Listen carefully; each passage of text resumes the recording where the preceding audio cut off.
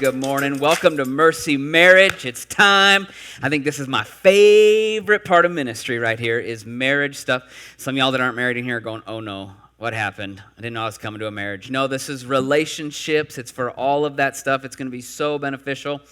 But before I go too far, I want to introduce my beautiful wife, Jayme, to you. I love having her on the platform with me.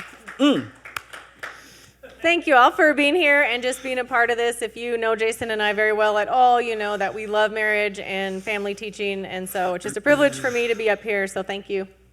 One thing that it's a saying I heard a long time ago that stuck with me, that healthy marriages create healthy families, that create healthy churches, that create healthy communities. Yes. And so everything that you impart into relationships and into your marriage really does make a difference in our community. So that's why we do what we do.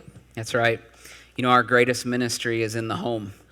Heard somebody say one time, you can go out and make all the accomplishments you want, but if you're failing at home, you're failing. And so it starts at home. It starts in those places that seem raw and normal and everyday, mundane, but that's where it starts. And so we love talking about this kind of stuff. I want to ask you a few questions this morning, just so you know, the people that I love to be around, the people that I really are drawn to are merciful people. I love being around people who will challenge me, like people that'll say, come on, I want to see you do one more, two more. You ever had a spotter in the weight room, right? And they're like, you got one more. No, I don't, right? I love people who will challenge me, but people who will go with me as long as it takes. Like they'll stand beside me as long as it takes, but they're still challenging me. Those merciful type people. Has anyone ever had one of those bosses that tells you to do something, but they won't train you in how to do it? Kind of just go over there, pick that up, and get that wall put up, and then be done there. And you're too stupid, or not too stupid, you feel stupid to ask, how do I do this again? Right? You ever been in that spot where it's like, I don't want to tell them I don't have a clue what they're asking me to do? Like that boss that has no patience with you. Isn't that the worst feeling ever? Like, I don't know what to do, but you're acting like I should, and there's no training on the job site. Oh, that's such a horrible feeling. I don't think anyone likes to be in that spot. Or here's another thought for you. Have you ever failed like really, really big and gotten mercy? You ever been in that? I remember I was in high school. I had a suspended driver's license, which I think was suspended more than I had it. Just going to get real with you. That way I can be healed, right? Confess your sins one to another. I had a suspended driver's license, and I'm driving, and I get pulled over. And I thought, I'm in jail, because that was the consequence back then. And so this guy pulls me over, he comes to my window, and he's like, can I have your driver's license? And I'm, yeah, that'd be great, wouldn't it? And I'm thinking, I am sunk. And I'm not kidding you, he gets a call on his radio that there's an abusive thing happening down the road at a house. And he looks at me and goes, you're lucky, boy, I gotta go. And he walks off and leaves, and I'm sitting there like, oh, no, just kidding. Mercy when you don't deserve it. That's like, come on, somebody. I think we would all agree on this fact that we love mercy. We love it. We love when we get it. We love when we're around people who are mercy. Every single one of us would say, yeah, you're right. I love mercy. So that's what we want to talk about in Mercy Marriage. What is mercy? Mercy is kindness toward failure. It's when you fail, when you fall, but you're showing kindness. When you know you blew it, but someone is kind towards you. It's mercy. Mercy is compassion in crisis. It's like when there's crisis going on everywhere and people are compassionate with you, they're willing to show up and walk with you through it and maybe help you take the next step when you feel like you can't see anything in front of you. I don't know where to turn. I don't know where to go. Mercy is sympathy during the struggle. How many know sometimes when the struggle is so hard, it's just like, I don't know if I can get through this. But there's those people that'll come alongside and actually hear what you're going through. They'll have sympathy in the struggle. See, the thing about mercy that we need to understand is that it's rooted in empathy. See, there's a lot of people that'll hear what you're saying, but they'll never feel what you're feeling. And mercy is rooted in empathy. It's when I'll actually feel what you're feeling. I'm willing to go a little further. And I would go as far as to say, if you don't have empathy, it's probably very uncommon for you to have mercy. because mercy is rooted in empathy. And so it's so important that we learn to have empathy going before us. Do you know that your Bible challenges you to be merciful and to go even further with everyone? I want to show you this scripture. It's found in Luke, and this is Jesus talking, and he says this, love your enemies. Hold up. Stop right there. Okay, he didn't even start with like mom, dad, brother, sister, loved one. He goes all the way to enemies, like short out. Bzzz. Did he mean to say that? Like that's where he starts. Love your enemies. Do good to them. Lend to them without expecting anything in return. Who does that? Then your reward will be great, and you will be sons of the Most High. Now we get the character of God, because he is kind to the ungrateful and the wicked. Be merciful, just as your Father's merciful. Like he goes all the way to enemies. Like if he's going to make a fact about being merciful, he's going to jump all the way to enemies. Love your enemies. Do you mean slap your enemies? No, love your enemies. Like he goes all the way over to enemies, which means we're to have mercy on everybody. Let me just challenge you today. Do you? What does your mercy tank look like? See, we've come to the conclusion that every single one of us appreciates merciful people, right? You with me on that? We want to be around merciful people. And so my question for us today is, then why are we merciless toward those we love the most? Why will we take the ones we've vowed to, the ones that we said, I want to do life with, the ones we call friends and relationships, why are we merciless to those people if every one of us wants to be around merciful people? What is it that hinders that mercy? Well, I think there's something interesting about this, that usually we'll give ourselves mercy more than we will someone else, right? We're quick to give ourselves more mercy than we will anybody. Here's why. Because we rationalize our actions through our motives. And so they all seem just. Like, well, no, that was right. But we'll judge people's actions without knowing their motives. Like, you should never have done that. But I have no idea what you were thinking or why you did it. And so the problem is that we'll believe ourselves over anyone else. We'll believe our own ideas before we will someone else's. We'll be quicker to believe ourselves than we will someone else. And so that right there is what causes us to be merciless. It's the very thing that hinders mercy. You want to know what hinders mercy? We're going to dive into this today. You want to know what hinders mercy? It's expectations. Expectations are the thing that hinder mercy. See, whether you realize this or not, whether it's knowing or unknowingly, you have an expectation for everything you do.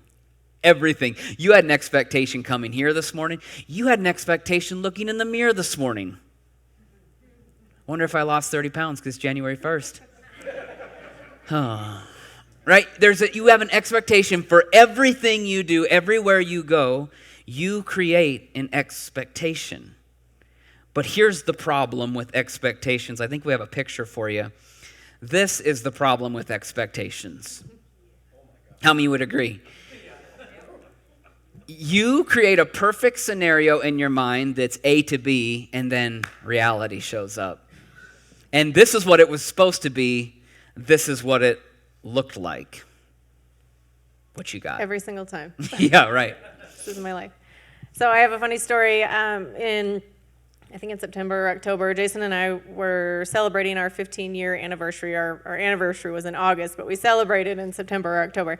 And we're kind of homebodies, so we don't get out very much, but I decided to book us this cabin in Lead, South Dakota, which was a big deal for us, so we went to Lead.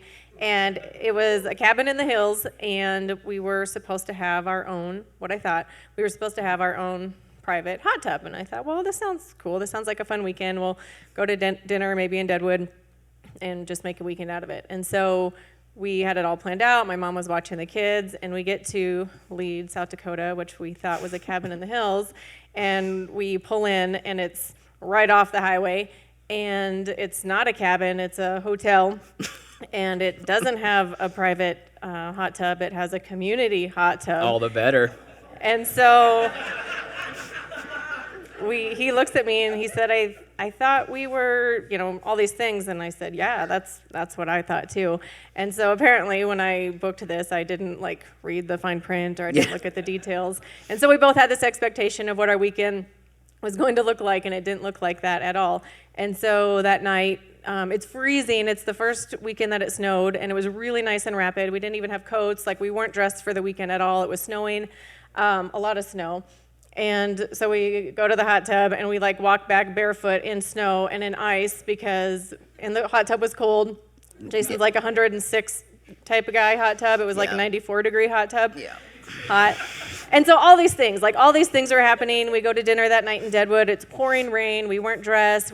For rain, we had to run through the rain to get there. We get into the restaurant. There's a 45-minute wait, which we weren't prepared for, and just all these things. And so that's actually what started this whole journey of us. What we're going to be doing for the next 5 weeks is living out of an expectation. And we expected these certain things. We wanted it to go this certain way. And when it didn't happen, we had to really examine ourselves. What is our attitude going to be like towards each other, towards the people that we were frustrated with? And we just kind of brought it all back to marriage, that this is going to be something that we're going to have to live with, or live through, and work out the rest of our married life. Right. The funny thing is you have a perfect scenario in your mind, and then we see reality hits. And let me just submit to you that right there is probably where your frustration comes from. And my question for all of us is, when reality hits, who's in the path of that frustration? Who's in the pathway of that expectation not going the way you want? If you got a notebook, I'm going to challenge you to write this down today, because I believe it'll help you. Your frustration is a result of your expectation. Your frustrations, they are a result of your expectation. What expectation you create or have in your mind or have drawn up in your head is the result of your frustration. So some of my expectations that I have had to work through since all these conversations is, I'm a homeschool mom, I have 4 kids, and I want a clean house 100% of the time. I love a clean house. 100% of the time. And so my expectation never, ever happens. And when it doesn't, I get frustrated. I get frustrated with myself, with my kids, sometimes with my husband. And so I just had to kind of look back at, is my expectation even a reality? And we'll get into that more in the next few weeks. But even school, I want school done perfectly every single day. I have 4 kids that I would love to come sit down at the dinner table and eat the vegetables that I make them without complaining, without spilling any of their milk. Every time. Every single time. I would love this. I would love my kids to behave perfectly in public and at home every single time, and it just doesn't happen. And so I've set myself up almost for frustration when my expectations can't meet what is ahead of me. And here's the danger with that. This is just an interesting question. Just chew on this for a second. Is expecting hindering your accepting? Are your expectations causing you to push people away? Is it to the point where I can't accept certain people or certain situations or certain things? I just can't do that, or I won't go there, because my expecting is actually hindering my accepting. I can't accept you because you can't match my expectations. You can't live up to what I have drawn up in my head. And we never want to be in a place where our expectations or our expecting is pushing people away from us, where it's hindering our accepting, where I can't live in the fullness of what God wants me to experience because of these expectations that I've created in my mind. We never want those to hinder our accepting. And so most of the time, just think about this with me, the higher your expectation, the lower your mercy. If you're not a merciful person, if you feel like you live frustrated, if you feel like you're always ramrodding people around, because your expectation is so high, your mercy is low. Usually the higher your expectation, the lower your mercy. The more unlikely it is for you to be merciful or kind toward people. And we don't want to be there. Because not only is it hurting the people around you, you might not know this, but it's hurting you. It's wearing you out. It's draining you, because we weren't called to live that way. We're called to be merciful to our enemies. You think that's the one place where you'd be slap-worthy. No. He says be merciful there. And so don't let your expectation be so high that your mercy is so low. So a conversation since all of this that I was sharing about lead the last few months has been like when we walk into a situation, even by the end of that weekend, all right, what are we, how did I phrase it? Am I going to prepare for mercy or am I going to live by my expectation? And so before we go into a grocery store or before we even get ready for the day, like we say, what's your expectation for today? Like how do you think today is going to go? What's your plan? And sometimes we've even talked about like, oh, I thought we were doing this. Oh, I thought we were doing this, but we hadn't communicated any of that. And so we've had to prepare ourselves to be merciful. And for me, if that means leaving 10 minutes earlier, so that if I get cut off in traffic or somebody gets in my way, I can still show mercy because I'm prepared for people not meeting my expectations. That's good. That's good. Here's the scary part about this where expectations are concerned. If your expectations are so high and they're always out in front of you, are you creating people who can't fail? Are you creating people around you who don't have the right to fail? Like, you ever seen the poor guy in the intersection that's just going the wrong way and everyone's honking and telling him he's number one? And it's like, really? Have we come to a place where you can't even fail? Like, have we really tried to create a culture where failing's not allowed? Isn't that crazy to think about? But when you're in that situation, it's like, give me some mercy, I didn't see the sign. Like, it's okay for us to fail, but we don't ever want to create a place where people can't fail, especially in our relationships, especially in marriage. Because here's the problem. If I create a place where people can't fail, then I'll never have their heart. I'll never have their full heart. And so is your spouse or whoever you're in relationship to or whatever that looks like, are people comfortable coming to you and saying, man, I just messed up? Or are you the last person they're going to admit fault to? Because especially in marriage, that's the number one place where they should come and be able to say, I just messed up big. Because they know you're for them. They know you're with them. They know you're the one that's going to go, man, it's all right. What can we do? What do we have to do? What's it look like? We don't want to create people who aren't allowed to fail. I remember early on in our marriage, I do most of the mechanic work in our house. I just like to try it myself first. And then I'll hire somebody if I have to. And so I remember one time this part went wrong in our car, and I thought I'm just going to fix it real quick. Got on Amazon, watched a little bit of YouTube, fixed it. But I bought the wrong part. Like, I fixed the part, but it didn't fix the problem. And it was a very expensive part, and it was the type of part that if you put it in, you can't send it back. And so I put it in. It didn't fix the problem. And I go inside thinking, this is going to be embarrassing. Like, I got to tell her I bought the wrong part, and it was expensive. And so I go in, and she's like, hey, how'd it go? Did you fix it? Is that how I talk? Yeah, that's how you talk. Here's your oatmeal, right? And I'm like, yeah, I bought the wrong part. And she's like, oh, well, just get the right one.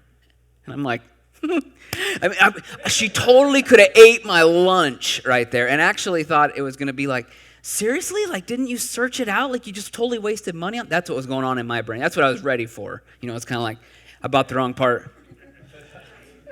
And that mercy in that moment was so awesome. Just like, well, whatever. Just get whichever you got. And it was like, okay, maybe we'll take it in. But no, she has my full heart. It's a place where I can tell you, I just failed big time.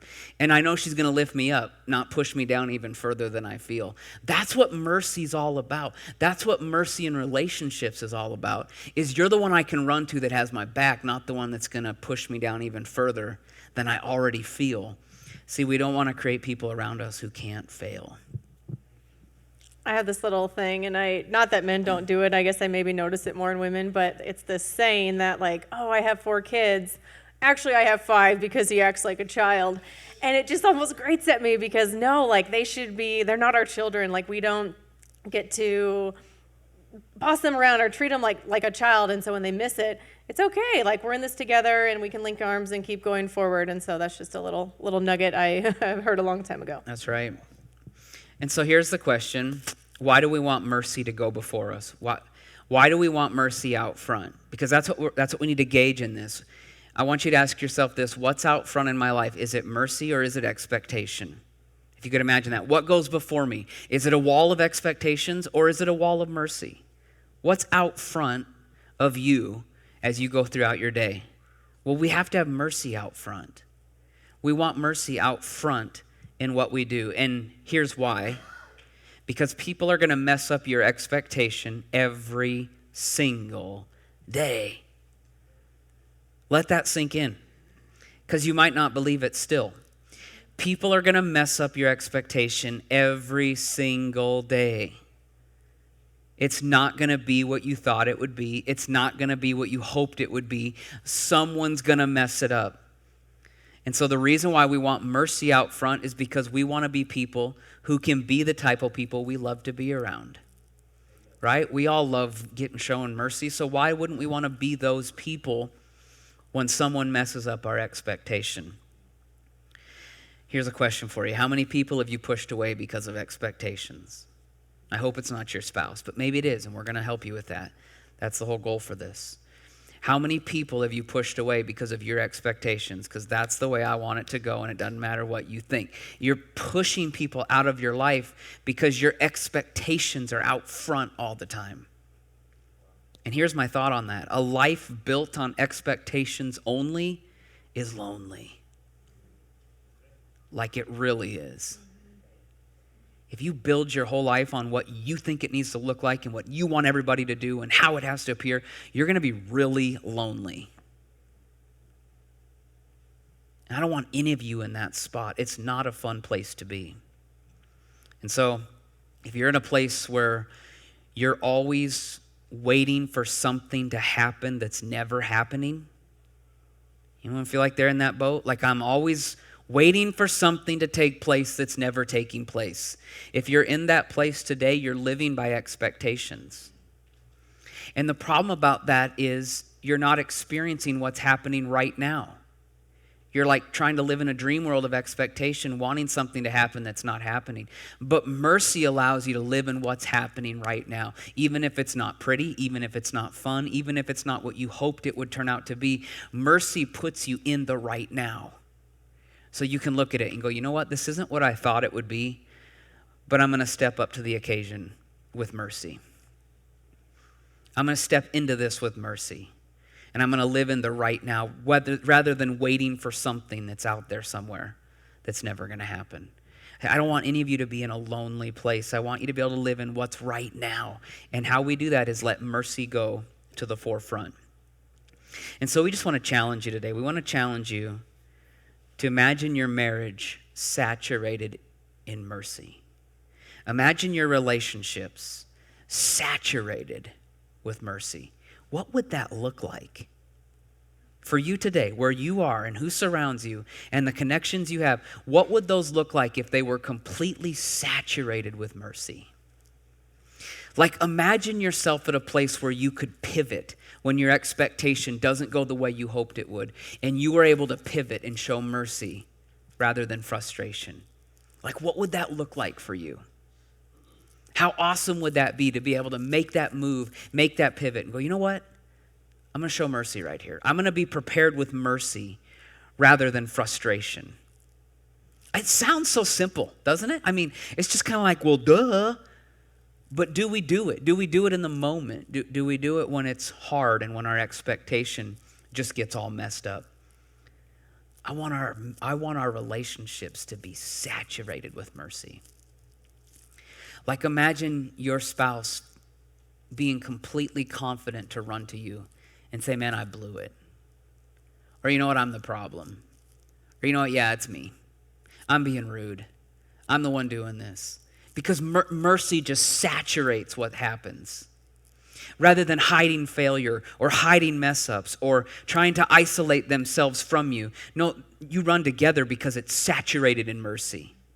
Because we know in that place there is where I'm going to get the most mercy.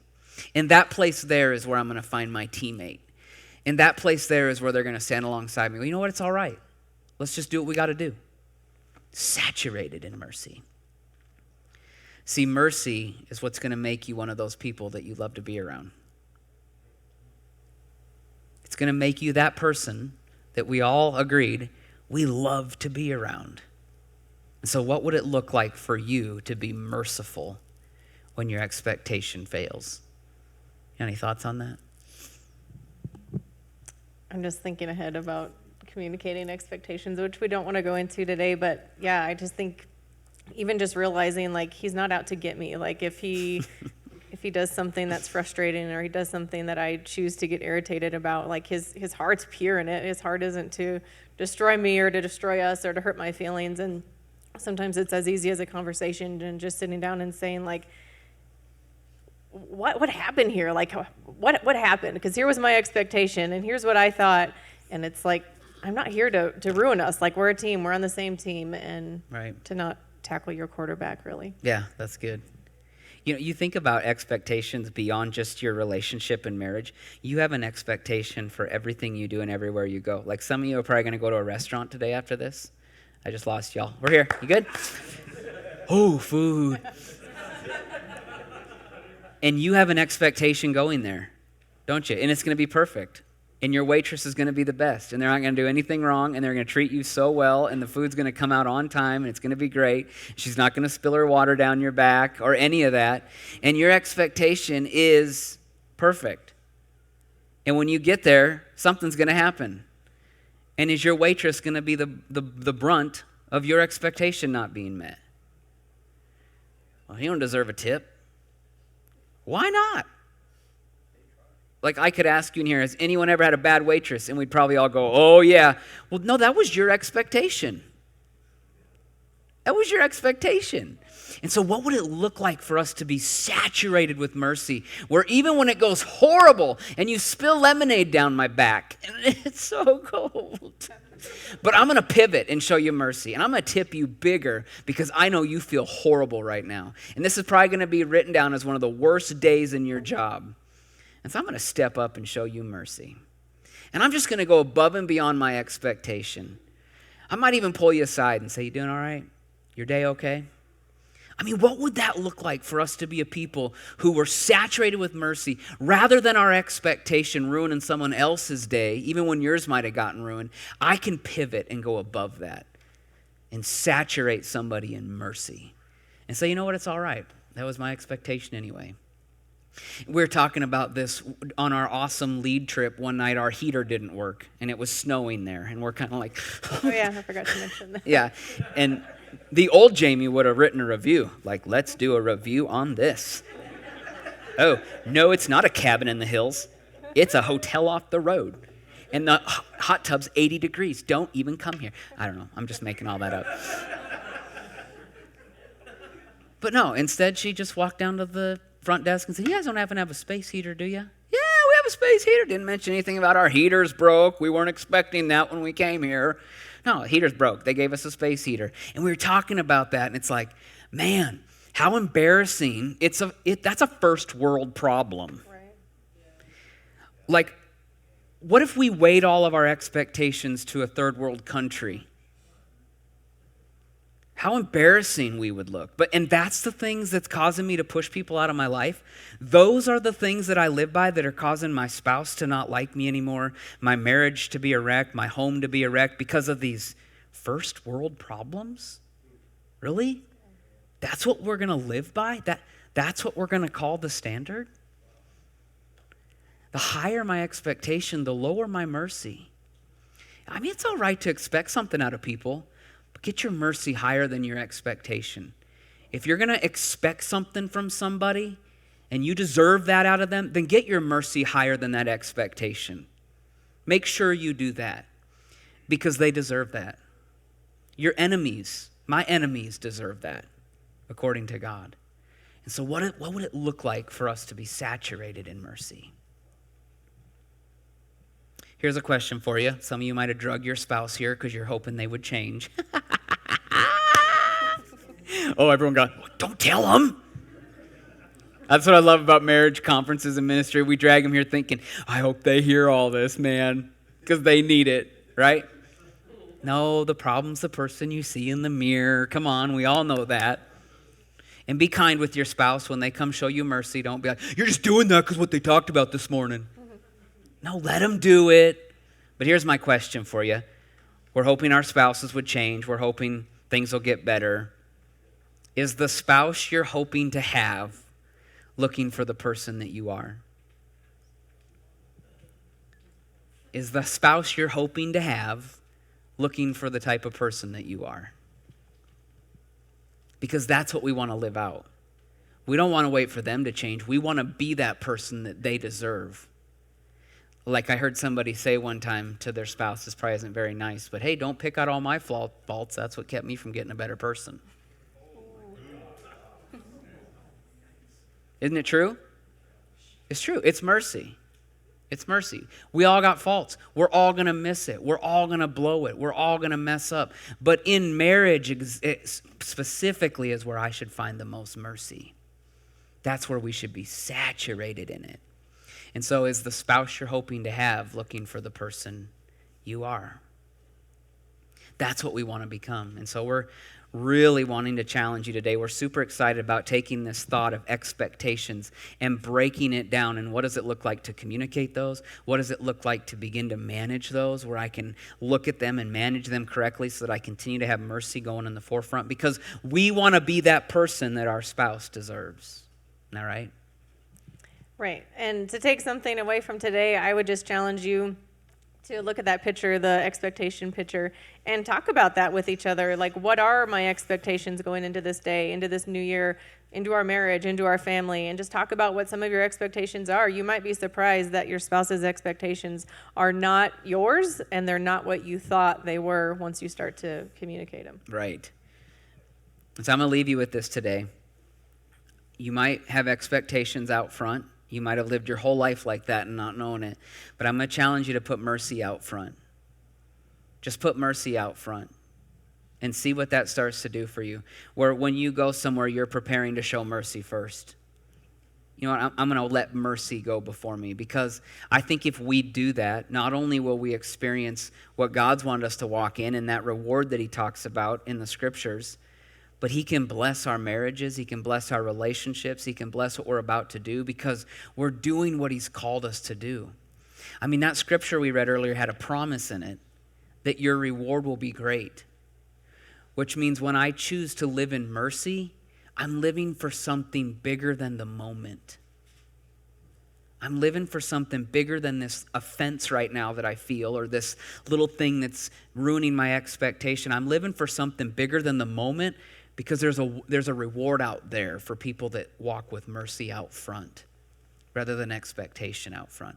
And I want God to be able to bless what you're doing. I want God to be able to put his favor on your relationships and on your pursuits and what you're trying to do with your life and what you want to see happen or hope he would do. I want to see his favor on that. And so I'm challenging you today to put mercy out front so that he can bless what you're doing. Church, let's saturate our relationships in mercy. I mean, saturate them with mercy. You'll be the person that you want to be around. You'll be that person that we all love being around.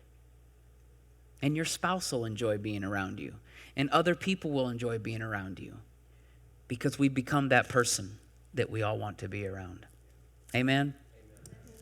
Has anyone in here ever felt like your spouse's expectations were way out in left field? Or it's like, I don't get you. Yeah, you're smart to not raise your hand right now.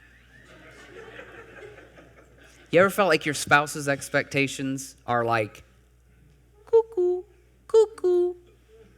We'll come Wednesday night at 6 and we'll tell you why, okay? Amen? 6 p.m. Wednesday night. Would you stand up with me today?